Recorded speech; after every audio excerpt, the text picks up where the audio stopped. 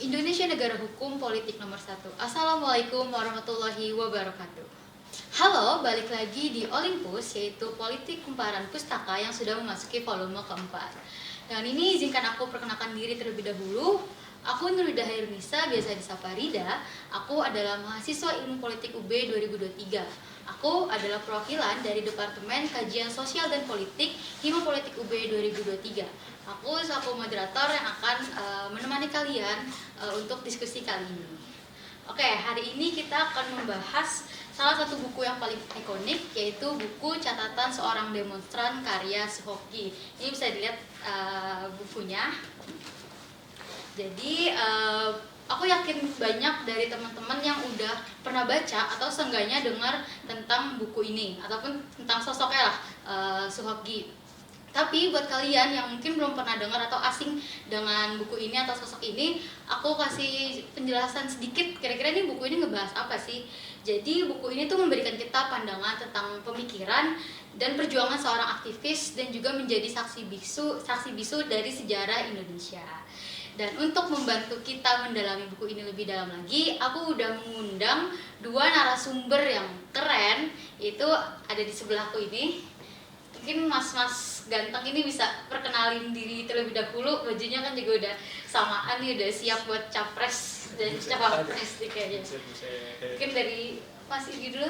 Oke, halo teman-teman, salam kenal, aku Irgi, aku dari Ilmu Politik Angkatan 2020 selaku Ketua Koordinator Wilayah 6 Himpunan Mahasiswa Ilmu Politik Indonesia.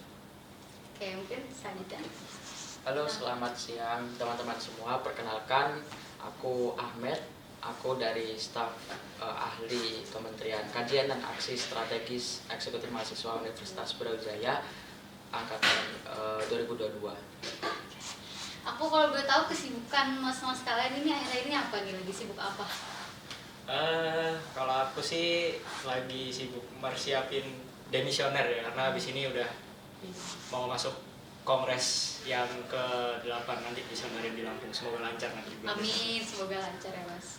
Kalau Mas Ahmed kesibukannya hari ini? Kalau saya sendiri kesibukannya pertama jelas terkait akademik saya gitu kan. Saya di sini pertama-tama ditugaskan sama orang tua untuk kuliah gitu kan. Jadi itu. Lalu yang kedua, di sisi lain saya juga ada minat kan di sosial dan politik itu, terkhusus pada pergerakan gitu. Nah, dan pada akhir-akhir ini pergerakan di Malang Raya ini sedang dihebohkan dengan berbagai isu yang lagi boom di tingkat regional maupun nasional gitu kan. Kalau mungkin yang terbaru ini itu terkait putusan MK terkait undang-undang terkait pemilu itu, lalu di regional itu ada juga isu tragedi Kanjuruhan dan lain sebagainya. Nah, saya sendiri sibuknya untuk pada akhirnya bisa mengekskalasikan isu-isu ini ke gerakan yang sifatnya lebih taktis di Malang Raya itu sendiri gitu. Wah, dengan backgroundnya ini udah keren banget, udah cocok banget untuk jadi narasumber kita pada Olympus kali ini. Makasih ya Mas Irgi dan Mas Ahmed sudah menyempatkan waktunya untuk datang di Olympus. Oke, ini kita langsung mulai aja mendiskusikan tentang buku ini. Kita mulai dengan pertanyaan dasar deh. Bagaimana kesan pertama kalian setelah membaca buku Catatan Seorang Demonstran? Dari siapa dulu? Dari Mas Irgi dulu boleh?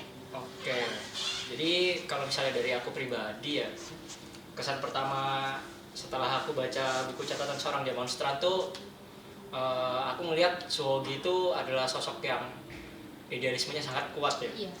Gitu.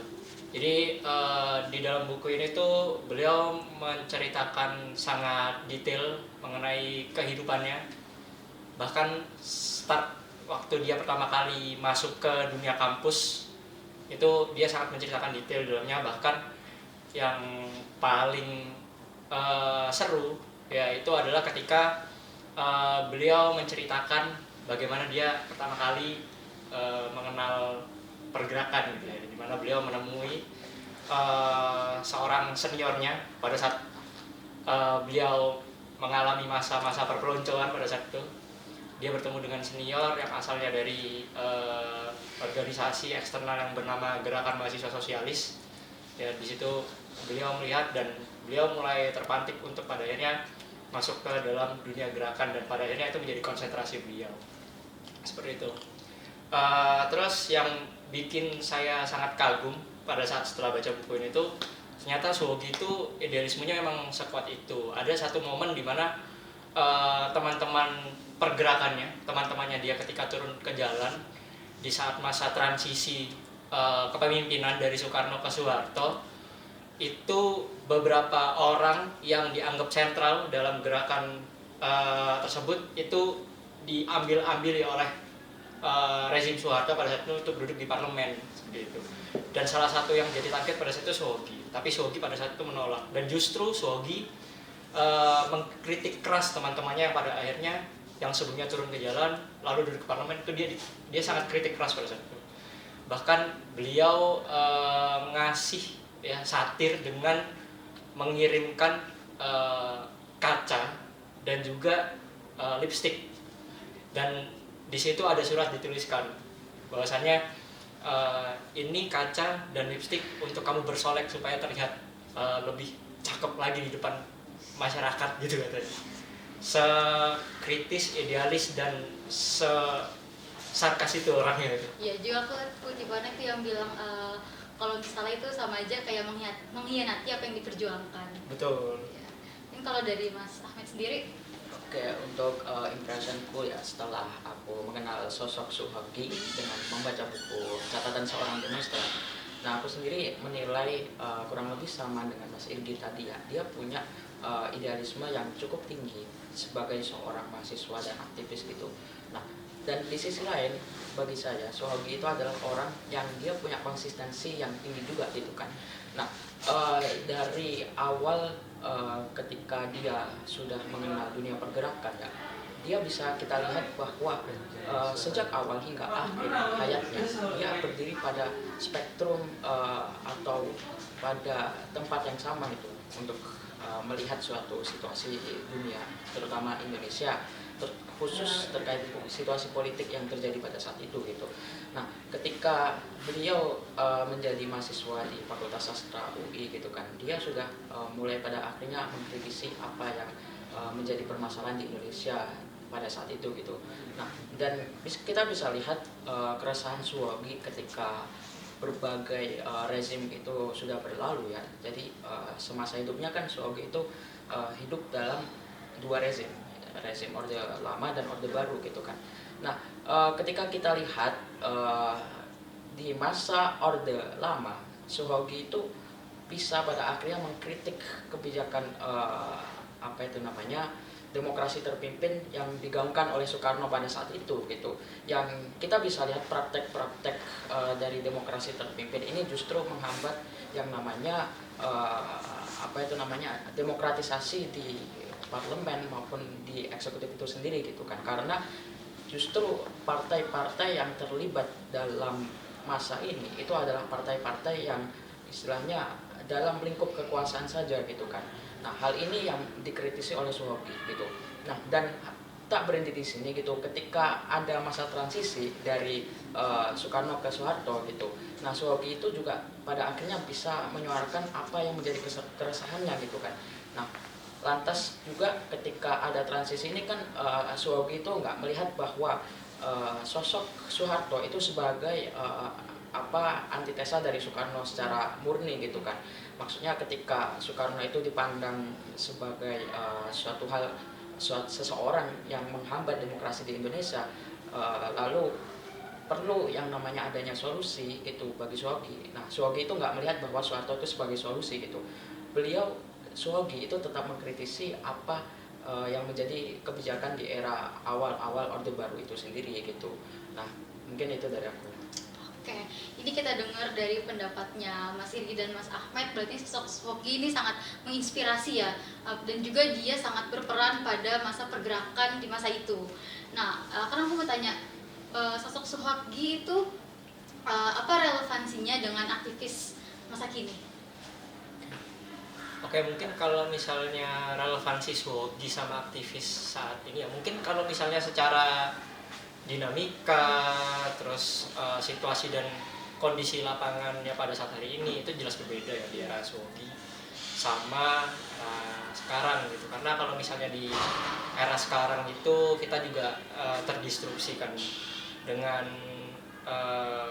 perkembangan zaman gitu, spesifiknya di modernisasi teknologi gitu, yang dimana kita sekarang untuk melakukan aksi ataupun gerakan-gerakan itu manuvernya nggak hanya dilakukan turun ke jalan seperti Suhogi gitu, tapi kita juga bisa melakukan propaganda yang kita lakukan baik itu secara visual maupun audiovisual gitu. Kalau misalnya zamannya Suhogi di era tahun 66 pada saat itu, propaganda media yang bisa dimainkan yang pertama adalah pamflet secara visual gitu. Jadi Suhogi itu juga dulu turut aktif gitu ya pada saat beliau berkuliah gitu ya. Beliau itu juga aktif untuk menuliskan catatan-catatan kritisnya secara personal untuk pada akhirnya ditempelkan di tembok-tembok kampus gitu. Baik itu catatan kritisnya terhadap pemerintahan maupun catatan kritisnya terhadap dinamika di lingkup kemahasiswaannya sendiri gitu. Sangat aktif gitu. Hingga pada akhirnya pada saat itu sempat juga Suhogi itu jadi sorotan bagi beberapa media dan juga beberapa kelompok organisasi gitu, dan pada akhirnya kepiawaiannya dalam menulis yang pada saat itu melalui tulisan itulah Suhogi mempropagandakan bahwasannya di era kepemimpinan Soekarno pada saat itu ada satu hal yang dianggap masih kurang baik. Akhirnya Suhogi ini dilihat bakatnya untuk diambil dan diajak bekerja sama dalam Partai Sosialis Indonesia ya pada saat itu. Waktu itu didirikan atau dibawa sama Sumitro Jaya Hadikusumo ya seingat aku ya. Jadi seperti itu. Dan Suhogi untuk menurut aku ya, untuk mengenai relevansinya, menurut aku Suhogi ini manajerial gerakannya itu menurut aku sangat rapi dan taktis gitu. Seperti yang aku sampaikan bahwasanya Suhogi ini tidak hanya mahir atau piawai dalam mengkoordinir aksi-aksi yang ada di tataran akar rumput atau mungkin turun ke jalan saja, enggak. Tapi beliau juga piawai dalam memainkan propaganda melalui tulisan-tulisannya, bahkan melalui siaran-siaran radio yang pada saat itu ada di kampus pada saat itu. Itulah menurut aku jadi kepiawaian Suhogi. Nah, cuma nilai plus dari Suhogi ini, beliau adalah orang yang jauh dari yang namanya haus validasi gitu. Langkah-langkah dan manuver-manuver yang dia lakukan itu dia lakukan sesenyap mungkin dan dikerjakan di belakang layar gitu.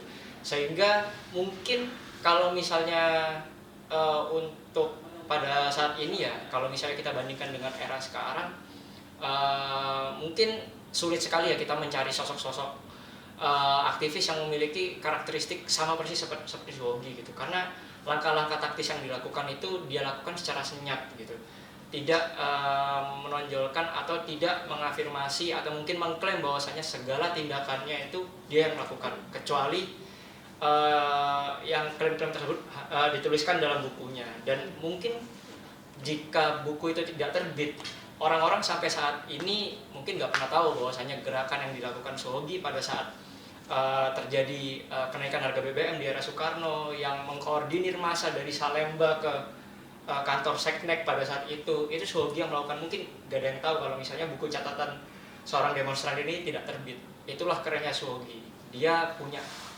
pengaruh yang cukup besar terhadap gerakan mahasiswa, tapi ternyata langkah-langkah yang dilakukan itu dia lakukan secara senyap. Mungkin itu kalau dari aku. Tidak mau terlihat ya. Betul. Tidak harus validasi. Betul. Kalau Mas Ahmad?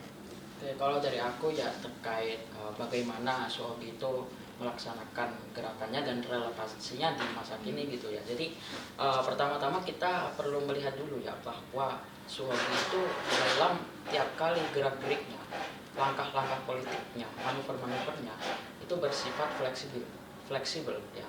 Maksudnya ketika semisal tadi Mas Edi sudah jelasin ya bahwa Suhogi itu sempat melakukan propaganda di tahun 66 dengan cara menempelkan pamflet atau hal-hal lainnya yang pada saat itu lebih mudah masuk ke masyarakat Indonesia gitu kan. Nah, namun kalau kita lihat ya bahwa di masa kini ya ketika kita menggunakan tradisi-tradisi yang sudah dipakai sama Suwogi dan kita implementasikan di masa kini gitu kan. Nah, kita harus melihat apakah satu tindakan yang kita contoh dari Suwogi itu bisa pada akhirnya efektif untuk menciptakan suatu gerakan yang kita cita-citakan gitu kan. Ketika semisal di era kini gitu kan, gerakan itu cenderung didominasi oleh pengaruh dari media sosial, lalu dunia internet dan lain sebagainya gitu kan, dan manusia itu lebih jarang berinteraksi di dunia fisik gitu kan, sebagaimana di era Suwogi dulu. Kita juga harus melihat hal ini dalam fleksibilitas yang tinggi juga gitu kan. Ketika di masa kini di mana tadi sudah saya jelaskan bahwa dunia maya itu mendominasi masyarakat Indonesia gitu kan. Nah, kita perlu pada akhirnya menyesuaikan juga gitu taktik kita gitu kan. Nah, namun yang perlu ditekankan ya bahwa sekalipun kita sangat fleksibel dalam hal taktik dalam gerakan, nah kita tidak boleh pada akhirnya fleksibel juga dalam ide-ide yang kita yakini gitu. Maksudnya boleh kita pada akhirnya berganti taktik, berganti apa itu namanya ya, cara gerak kita untuk mencapai suatu cita-cita gerakan itu sendiri. Namun yang perlu ditekankan ya bahwa ide-ide yang kita yakini dalam gerakan itu tak boleh pada akhirnya kita ubah juga gitu kan. Atau bahasa sederhananya adalah ketika pada akhirnya tujuan kita itu sudah menyeleweng gitu kan. Nah, kayak gitu, hal itu yang sebenarnya adalah problematika yang tidak boleh pada akhirnya diterapkan pada pikiran-pikiran dalam anak gerakan itu sendiri gitu. Nah, pada intinya sebenarnya yang perlu dicontoh dari Suwogi itu adalah fleksibilitasnya dalam melakukan taktik dalam gerakan itu sendiri gitu. Namun Suwogi tetap saja bahwa dia tetap teguh pada prinsip-prinsip yang ia yakini gitu. Tuh, sosok Suwogi itu sangat konsisten juga kan ya, mungkin bisa dicontoh oleh para aktivis muda, aktivis baru. Kita juga bisa menyebarkan propaganda lewat berbagai platform sosial media juga kan ya kalau untuk zaman sekarang. Nah, sosok Suwogi kan beliau ini adalah seorang mahasiswa ilmu sejarah di Fakultas Sastra Universitas Indonesia. Berarti dia ada salah satu kaum intelek lah yang memang dia cerdas. Nah, aku mau tanya, kalau menurut kalian tuh bagaimana pentingnya pendidikan dan kesadaran kritis dalam aktivisme seperti yang ditekankan oleh Suwogi dalam buku ini? Oke.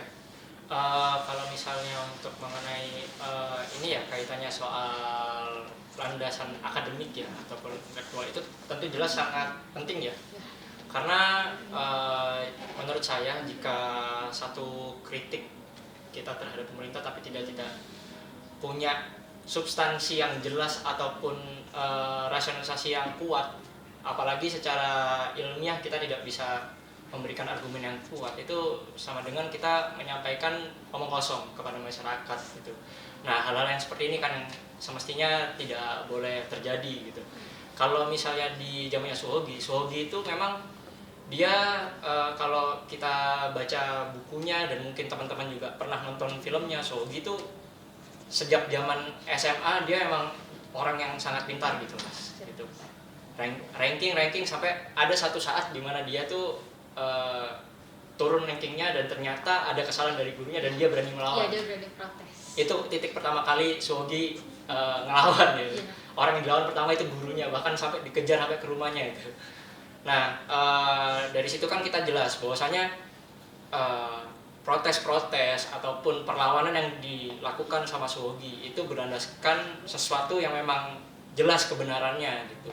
Bahkan hal sesimpel memprotes soal nilai hasil ujiannya, dia bisa menunjukkan dan memberikan bukti bahwasanya secara akademik apa yang saya terangkan ataupun yang coba dijawab oleh Suwogi itu adalah sesuatu yang benar, dan itu yang menjadi landasan gerak dia di manuver-manuver ke depannya gitu. Mungkin memang kalau misalnya di zamannya Suwogi dulu secara kritik ataupun propaganda secara narasi ya yang disampaikan ke publik dalam demonstrasi itu mungkin jauh lebih kasar ya. Gitu, kayak mungkin sorry ya kalau misalnya di zaman sekarang ngomong menteri tolol itu udah pasti tangkep kena UU ITE. Tapi kalau misalnya zaman dulu itu menteri digoblok-goblokin. Tapi masang itu iya kan, bawa tulisan-tulisan menteri goblok, ganyang menteri inilah gitu. tukang kawin gitu. Menteri tukang kawin itu presiden malah. iya makanya terjadi di zamannya Suhogi gitu. Nah tapi dari pamflet-pamflet itu bukan berarti ya substansi yang dia tuntut bukan tulisan itu, tapi ada pemikiran bahwasanya oh ini jelas ada ketidaksesuaian yang praktik-praktik yang tidak sesuai yang dilakukan oleh pemerintahan pada saat itu, dan itu sudah dijelaskan sangat detail oleh Suhogi, baik lebih tepatnya pada saat proses konsolidasinya itu Suhogi sangat detail sekali menceritakan titik-titik permasalahannya, kenapa teman-teman di UI pada saat itu harus turun ke jalan, dan kenapa strategi taktisnya harus dikumpulkan di Salemba, itu dijelaskan secara detail Suhogi pada saat konsolidasi. Gitu. Jadi dari Suhogi lah mungkin teman-teman bisa dijadikan sebagai panutan atau mungkin bisa dijadiin sebagai ini ya untuk kedepannya itu supaya langkah-langkah ke depan tuh ketika ada satu kritik itu harus berlandas ya, harus ada landasan yang jelas gitu. Dan sebenarnya ini sudah banyak dilakukan oleh mahasiswa-mahasiswa yang ada di Indonesia gitu. Nah cuma mungkin dari Suhogi inilah ya yang mungkin beberapa kali mencetuskan gitu. Jadi berapa pentingnya landasan ilmiah gitu untuk berani melawan seperti itu. Tuh.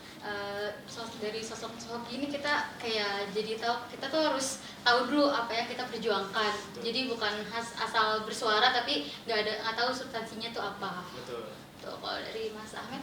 Kalau dari saya sendiri ya, saya melihat sosok Suhogi itu sebagai seorang intelektual yang dia bisa memanfaatkan apa yang dia miliki semasa di dunia perkuliahannya gitu kan.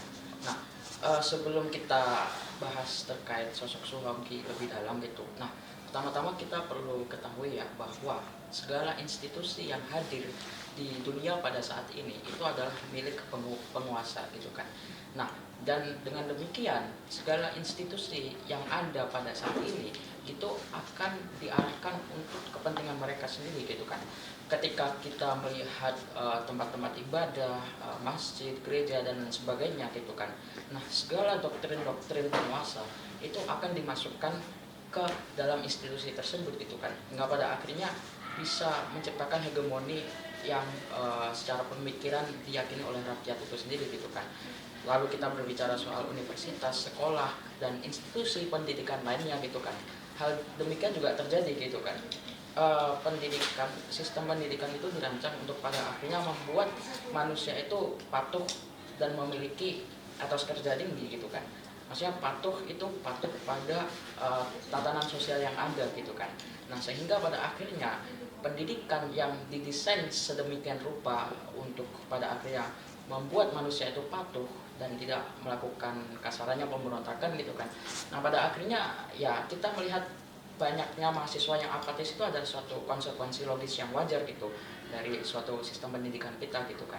Nah, bagi saya ketika melihat Suhogi ya, ketika dia itu sebagai mahasiswa ya yang telah mungkin bahasa yang kasarannya ya dia dicuci otaknya gitu di masa perkuliahannya.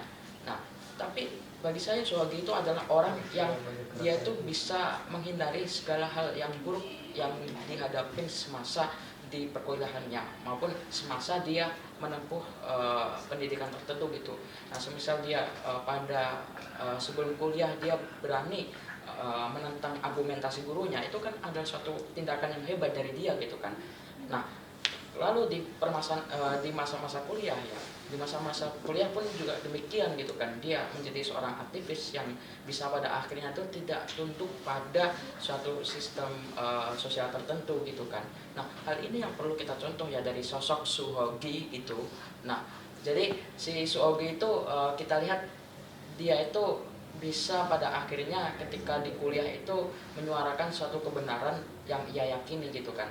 Ketika kita melihat di masa-masa Orde Baru gitu kan. Nah, Suhogi itu walaupun dia sebagai mahasiswa gitu kan, nah dia itu bisa menyuarakan suatu kebenaran yang ia yakini gitu kan. Padahal selama mahasiswa itu kan apalagi pendidikan sejarah ya, sejarah itu kan apa ya, tergantung siapa penulisnya gitu kan. Nah, ketika orang-orang belajar sejarah itu kan, ketika si mahasiswa itu tidak kritis terhadap suatu hal itu kan, otomatis mahasiswa itu akan terjebak pada doktrinasi dari yang diinginkan oleh pihak tertentu gitu kan. Sedangkan Swabi enggak gitu kan, dia alih-alih mematuhi atau apa ya, meyakini sepenuhnya apa yang diajarkan semasa perkuliahannya, dia justru bisa pada akhirnya menjadi, kita bilang, berseberangan dengan sistem pendidikannya kayak gitu. Nah, mungkin itu dari aku. Iya, sosok Subagi yang sangat amat berpikir kritis, dan itu apa ya, para aktivis di Indonesia, aktivis baru terutama, itu memang harus bisa berpikir secara kritis dan berpikir secara mendalam supaya apa yang dia perjuangkan itu sampai ya. Terus untuk selanjutnya, apa pandangan mas-mas kalian tentang aktivisme mahasiswa di Indonesia? Kan kemarin udah banyak beberapa aksi, ada September Hitam, terus juga kemarin ada aksi Kanjuruhan yang di Malang. Gimana pendapat mas-mas kalian tentang Gimana ya? aktivisme di Indonesia? Aku ya, kalau pendapatku terkait gerakan mahasiswa saat ini ya, justru kita bisa katakan terdapat suatu pesimisme di gerakan mahasiswa itu sendiri gitu kan. Nah, jadi sebelum kita membahas terkait gerakan mahasiswa, kita perlu ketahui gerakan rakyat di luar elemen mahasiswa mana yang dia itu bisa secara masif untuk melakukan perubahan sosial tertentu gitu kan. Nah, mungkin kalau kita berkaca-kaca dari pengalaman historis sejarah manusia gitu kan, nah kita bisa melihat bahwa justru gerakan mahasiswa itu tidaklah bisa seefisien, sekuat dari gerakan buruh gitu. Nah, jadi ketika kita melihat gerakan-gerakan buruh di berbagai negeri ya, misal di Venezuela yang kita kenal sebagai sosialisme abad 21, lalu juga gerakan di Rusia gitu kan, dan gerakan buruh di Jerman dan lain sebagainya itu kan.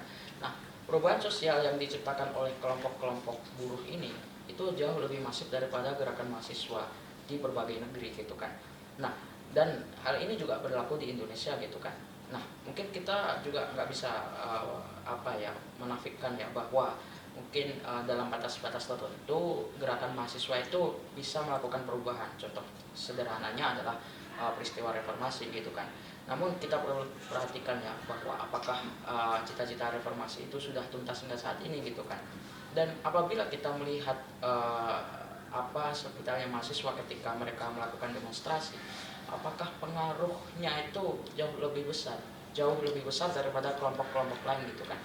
Nah, jadi mungkin gini ya, ketika mahasiswa itu turun ke jalan, itu sebenarnya tidak ada imbas apa-apa terhadap penguasa itu sendiri gitu kan. Beda halnya dengan buruh, ketika buruh itu turun ke jalan gitu kan, itu akan menciptakan suatu konsekuensi yang serius bagi penguasa itu kan. Jadi ketika buruh turun ke jalan, ada mogok kerja gitu kan, artinya apa? Artinya tercipta suatu kondisi di mana produksi tidak berjalan gitu kan. Akhirnya gerakan buruh ini jauh lebih efektif daripada gerakan mahasiswa itu sendiri gitu kan. Kalau mahasiswa itu turun ke jalan itu kan, justru yang kasihan mahasiswanya gitu kan. Ada kelas gitu kan, ya udah dosen enak, alfa orangnya gitu kan. Sedangkan buruh kan nggak gitu, ketika mereka turun ke jalan ya udah yang panik itu majikan-majikannya gitu kan. Nah, jadi berkaca dari hal ini ya, sebenarnya ketika kita melihat gerakan mahasiswa itu, kita tidak serta-merta pada akhirnya bisa menjebakkan gerakan mahasiswa itu ke dalam jurangnya gitu. Maksudnya gini, sebenarnya ada banyak tindakan yang pada akhirnya bisa membuat gerakan mahasiswa itu jatuh ke jurang gitu. Salah satunya adalah semakin mengidentitaskan diri sendiri gitu kan. Kita mungkin kenal slogan identitas mahasiswa sebagai agent of change kayak gitu kan. Nah, mungkin dalam batas-batas tertentu itu benar gitu. Namun ketika mahasiswa itu sudah pada akhirnya mengglorifikasikan diri sendiri gitu kan, ini konsekuensinya akan berdampak parah gitu kan ke gerakan itu sendiri gitu kan. Akhirnya apa? Contohnya kayak gini, semisal pada akhirnya gerakan mahasiswa itu sifatnya eksklusif gitu kan, eksklusif, dia terpisah dari rakyat gitu kan. Belum lagi ketika kita melihat corak dari gerakan mahasiswa itu kan, rata-rata itu kebanyakan gerakan mahasiswa itu diidentikan dengan kompromisme gitu kan, negosiator, advokator gitu kan. Nah, kenapa hal demikian bisa terjadi gitu kan? Balik lagi ke pembahasan kita tadi ya, bahwa mungkin sistem pendidikan itu diarahkan untuk pada akhirnya membuat manusia-manusia yang dididik itu patuh ya, sehingga ketika melihat suatu tindakan yang istilahnya menuntut segala hal, maksudnya kalau kita berbicara negosiasi itu kan kita menuntut setengah aja gitu kan, sedangkan pihak lain dapat setengah gitu. Jadi ketika kita di masa perkuliahan kita dibiasakan untuk negosiasi, bukan menuntut sepenuhnya gitu kan. Iya. Beda halnya dengan gerakan buruh misal. Gerakan buruh itu kan ya udah, mereka murni untuk menuntut segala hal gitu kan. Mereka buruh-buruh itu kenapa turun ke jalan gitu kan. Nah, latar belakang kaum-kaum marginal seperti ini turun ke jalan itu kan ada alasan material, misal lapar kayak gitu ya kan. Ini kan udah alasan perut gitu kan. Sedangkan mahasiswa biasanya kalau turun ke jalan itu mereka makan dulu kan. Sedangkan buruh itu mereka turun ke jalan gara-gara belum makan gitu, kayak gitu. Jadi mereka itu istilahnya turun ke jalan itu untuk melampiaskan amarah mereka gitu kan. Dan ketika orang sedang marah itu kan mereka biasanya menuntut sepenuhnya suatu hal yang ingin dituntut gitu. Nah, mungkin itu dari aku gitu, dari Mas Edi mungkin. Oke, kalau misalnya ditanya soal tanggapannya mengenai gerakan mahasiswa sekarang, kurang lebih aku sama kayak Ahmed ya. Gitu. Aku tadi lempar ke Ahmed duluan karena aku takut gak kontrol gitu. Jadi kita cari dulu titik amannya di Ahmed deh. Iya, kalau misalnya dari aku sebenarnya kalau misalnya untuk kondisi gerakan mahasiswa saat ini tuh, kalau boleh jujur, sorry to say, terjadi regresivitas. Karena apa? Yang pertama mungkin karena mahasiswa sekarang itu terlalu mengglorifikasi historis mereka, bahwasanya mereka lah yang, atau mungkin kita lah yang punya peran besar pada saat transisi dari Orde Baru ya, kita merebut dan memberbeda rezim Orde Baru ke masa reformasi gitu. Dan glorifikasi ini terus yang sampai pada akhirnya terus dibawa bahkan hingga sampai sekarang, bahwasanya mahasiswa itu punya peran yang cukup signifikan terhadap gerakan, terhadap sebagai penjembatan masyarakat, padahal belum tentu gitu. Karena menurut aku sendiri, untuk sampai pada akhirnya kita bisa menyuarakan apa yang menjadi keresahan masyarakat, ya kita harus memposisikan diri sebagai masyarakat itu sendiri, atau enggak ya kita bergerak bersama masyarakat itu. Jangan sampai pada akhirnya kita yang jadi lokomotif gitu. Jadi kalau misalnya diibaratkan sebagai instrumen gitu dari elemen-elemen yang ada pada saat ini, dari berbagai elemen-elemen yang memiliki keresahan, kelas-kelas sosial, status kelas-kelas sosial yang ada sekarang yang memiliki permasalahan pada saat ini, itu seolah-olah mahasiswa pada saat ini ingin menjadi lokomotifnya gitu. Padahal yang punya masalah justru ya orang-orang ini. Kita yang harus membersamai mereka. Iya betul. Jadi semestinya posisi mahasiswa itu bukan di depan, tapi berdiri setara atau mungkin bahkan mensupport di belakang gitu. Yang aku lihat sebenarnya apa yang menjadi faktor regresivitas dari gerakan mahasiswa itu sendiri adalah mungkin tadi udah disampaikan secara implisit ya sama Ahmed, yaitu oportunisme gitu. Bahwasanya gerakan-gerakan yang dilakukan pada saat ini itu tidak murni ingin membawa atau ingin mencapai satu tujuan yang sudah dituangkan dalam poin tuntutan, tapi bagaimana pada akhirnya poin tuntutan tersebut bisa tercapai, itu nanti pada akhirnya dijadikan klaim bahwasanya oh itu pernah terjadi pada saat aku menjadi mahasiswa, dan itu nanti dijadikan sebagai rekam jejak mereka untuk mencapai goals mereka ke depannya. Apakah itu salah? Mungkin kalau menurut aku tidak sepenuhnya salah, tapi akan menjadi salah ketika pada akhirnya apa yang dilakukan itu tidak ada sangkut pautnya sama sekali, atau mungkin malah minim kontribusinya terhadap masyarakat. Jadi bukan kita yang mendorong masyarakat untuk mencapai ketujuannya, tapi kita justru menunggangi kepentingan masyarakat atau permasalahan masyarakat untuk mencapai kepentingan pribadi ataupun kelompok. Itu yang pada saat ini menurut aku gerakan mahasiswa itu sedang terjadi regresivitas. Berbicara tentang regresivitas tadi kan kata Mas Irgi dan Mas Ahmed. Nah, menurut Mas sekalian, kira-kira apakah buku ini relevan dan akan membantu para aktivis di Indonesia untuk bisa seperti sosok Suhoki pada masa itu? Oke, kalau misalnya buku ini relevan, menurut aku cukup relevan ya. Sebenarnya buku ini kalau aku bisa bilang, kalau misalnya kita belajar dari personality dan karakteristik dari Suhokinya, karakteristik dan personality itu nggak akan mati di telan zaman gitu.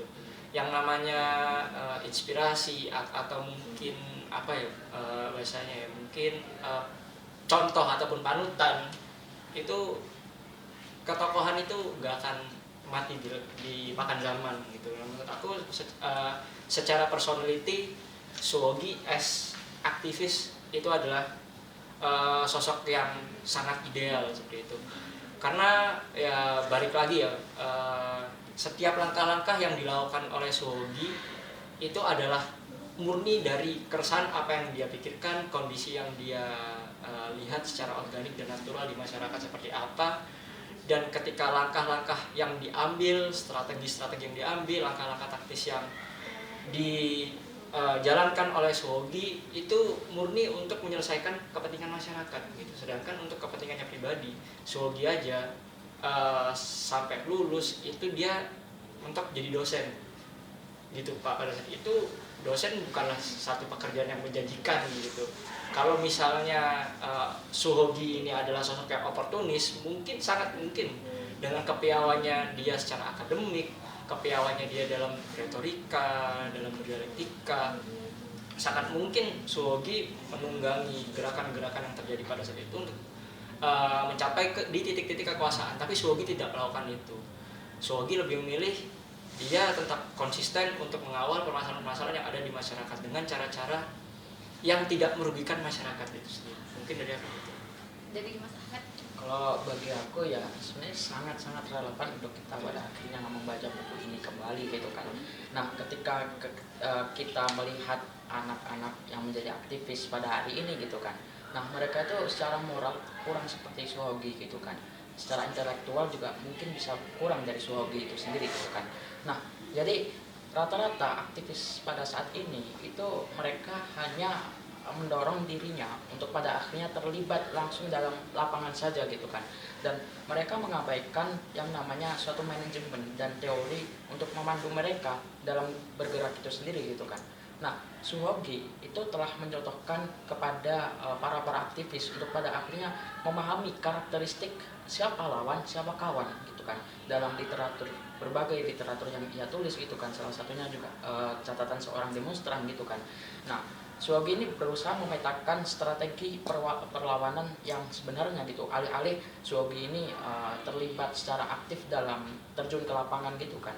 Dia memfokuskan diri pada istilahnya perjuangan teori. Baru ketika perjuangan teori itu sudah matang, nah dia lalu mengimplementasikan teori yang telah ia buat itu sendiri gitu kan. Nah, dan kita juga melihat mahasiswa yang menjadi aktivis pada hari ini gitu kan, kekurangan mereka di sisi lain juga mereka itu kurang membudayakan menulis gitu kan. Suhoki itu bagi saya itu adalah sosok yang masih hidup hingga saat ini gitu kan. Jadi kenapa Suhoki bisa hidup sampai saat ini gitu kan? Karena manusia-manusia yang hidup setelahnya itu membaca apa yang menjadi ide-idenya gitu kan. Nah, jadi mungkin secara fisik Suhoki setelah wafat gitu kan.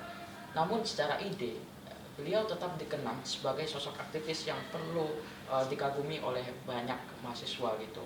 Nah, mungkin itu dari aku. Berarti sosok Suhoki itu masih hidup di dalam tulisan-tulisannya. Iya. Tulis.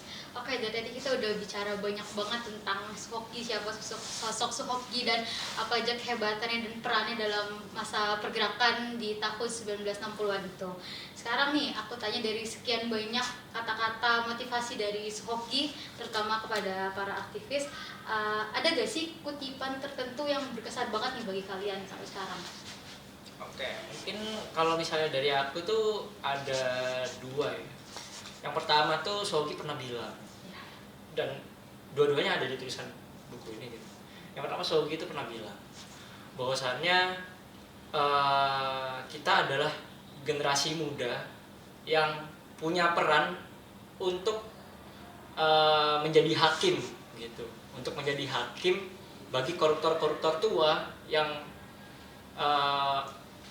bisa dibilang itu menyebalkan seperti itu. Dan dari generasi kita lah majunya Indonesia itu berjalan. Aku lupa spesifiknya seperti apa, tapi kurang lebih Suhogi itu mengatakan bahwasanya ya di generasi kita lah dimana kita tuh punya kuasa untuk menegur para politisi-politisi tua dan koruptor-koruptor tua untuk mencapai di titik kejayaan Indonesia nantinya gitu.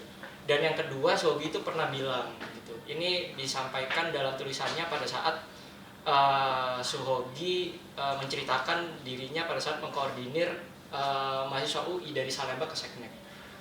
Suhogi itu cuma punya tujuan bahwasanya beliau ingin ya mahasiswa ini menjadi the happy selected few, sebagai orang-orang terpilih yang berbahagia untuk mengabdikan dirinya berpikir atas permasalahan-permasalahan bangsa dari ilmu-ilmu yang dia dapatkan selama kuliah. Itu yang menurut aku menjadi satu kutipan yang menurut aku sangat menarik, bahwasanya Suhogi itu dari langkah-langkah yang cukup kompleks tersebut ternyata tujuannya gak rumit gitu ya. Tujuannya satu, yaitu pengen bahwasanya mahasiswa ini menjadi orang-orang pemikir-pemikir yang unggul untuk memikirkan bagaimana bangsa ke depannya seperti itu dari ilmu-ilmu yang didapatkan selama di kuliah. Mungkin itu yang bisa aku sampaikan. Untuk Mas Ahmad? Kalau dari saya ngutipnya juga dari buku catatan seorang demonstran gitu. Nah, sebenarnya saya lupa secara jelas diksi per diksi.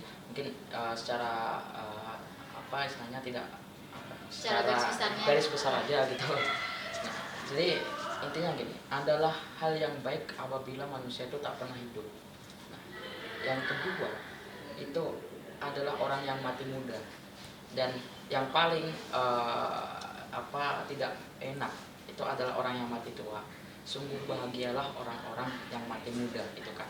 Dan kalau kita lihat ya apa yang telah istilahnya Suhogi katakan dalam buku ini gitu kan, itu sebenarnya menjadi apa ya, jalan hidup yang menjadi takdirnya gitu. Iya. Beliau mati di umur 27 tahun ya gitu kan. Dan ini kan adalah bentuk dia mati muda gitu kan. Namun dengan matinya Suhogi di masa-masa muda gitu kan, dia tetap menggoreskan satu tinta untuk pada akhirnya dikenang oleh generasi-generasi selanjutnya gitu kan. Nah, jadi pada intinya kita bisa simpulkan bahwa Suhogi itu hidup secara abadi hingga detik ini gitu kan. Karena dia seperti yang sudah aku jelasin tadi ya, dia telah menulis suatu kenangan yang pada akhirnya menjadi pedoman kita dalam gerakan, terkhusus pada aktivis-aktivis mahasiswa pada hari ini gitu. Oke, kita udah banyak banget bahas tentang buku ini, buku catatan seorang demonstran. Kita udah membahas siapa sih sosok Suhogi dan apa aja tuh peran-perannya di dalam pergerakan. Terus juga kita udah bahas tentang aktivisme di Indonesia dan apa yang harus diubah, yang apa yang harus lebih tingkatkan. Oke, sekarang aku mau tanya ke Mas Irgi dan Mas Ahmed nih tentang pertanyaan penutup nih. Kita jadikan ini pertanyaan penutup karena pertanyaan ini lumayan seru ya. Sekarang aku mau tanya, kalau misalnya kalian berdua nih, Mas Iri dan Mas Ahmed, memiliki kesempatan untuk berbicara dengan sosok Suhogi ini, kira-kira apa yang akan mas-mas kalian tanyakan atau diskusikan kepada beliau? Oke. Mulai dari apa dulu nih? Ya, boleh.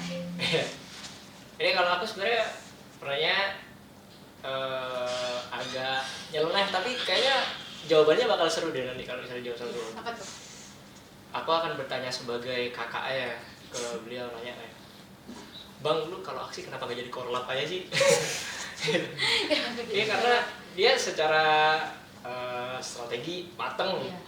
secara teoritis mateng, gitu kan.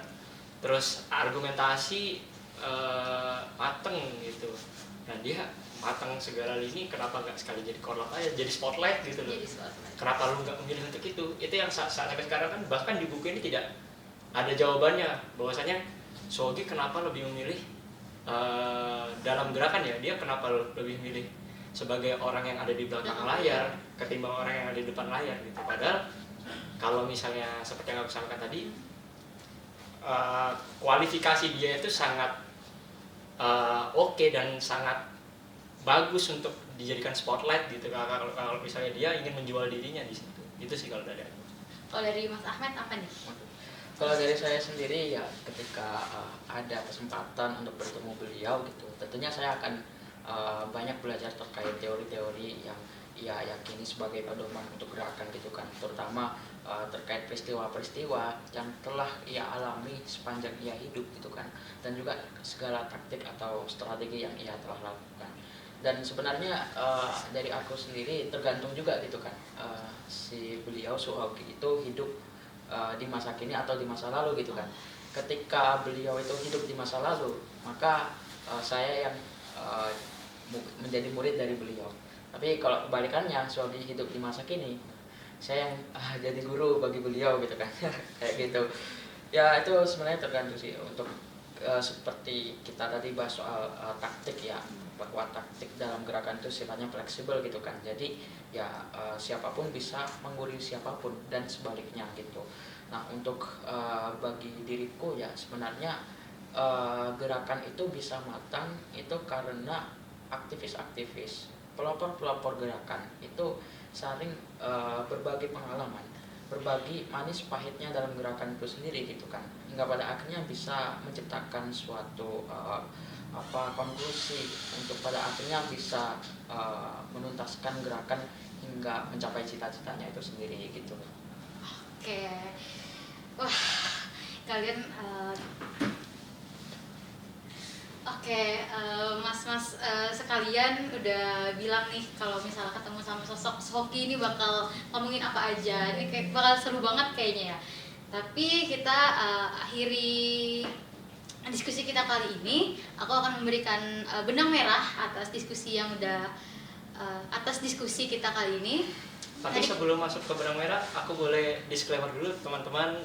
Kita di sini, aku sama Ahmed mengkritisi gerakan sekarang bukan berarti kita pesimis sama teman-teman. Kita masih melihat masa depan cerah, bahwasanya masa depan cerah Indonesia masih bisa nih dibawa sama teman-teman. Nah mungkin kritikan-kritikan ataupun mungkin kalau misalnya ada narasi yang terdengar negatif, itu jangan dianggap sebagai batu sandungan, enggak, tapi itu anggaplah sebagai suplemen untuk memperbaiki manuver-manuver gerakan, khususnya gerakan-gerakan yang diinisiasi oleh mahasiswa ke depannya gitu. Jangan sampai pada akhirnya ini kita dianggap untuk satu hal yang menjegal gitu. Enggak seperti itu ya. Harapannya sosok Shogi ini bisa jadikan sebagai sosok panutan lah ke depannya, untuk pada akhirnya manuver-manuver mahasiswa ini di dalam gerakan itu bisa berjalan selaras dengan keresahan-keresahan yang masyarakat, bukan yang ada di depan, tapi bisa berdiri sejajar ataupun bahkan mendorong dari belakang. Itu. Oke.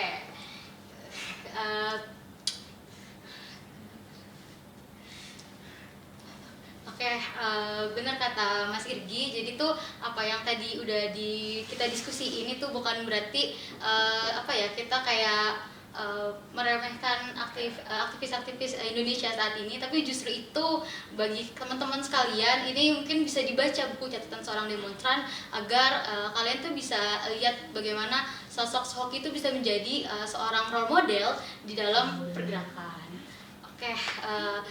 Mungkin gitu saja. Aku akhiri, aku Nurida Hairunisa. Maksudnya makasih Mas Irgi dan Mas Ahmed sudah menyempatkan waktunya buat diskusi kita. Terus juga makasih sudah atas ilmu-ilmunya yang udah diberikan. Sampai jumpa di Olympus berikutnya, karena Olympus tidak hanya berhenti di volume 4, ada volume-volume berikutnya yang akan membahas topik-topik lebih seru. Aku akhiri, aku Nurida Hairunisa. Assalamualaikum warahmatullahi wabarakatuh.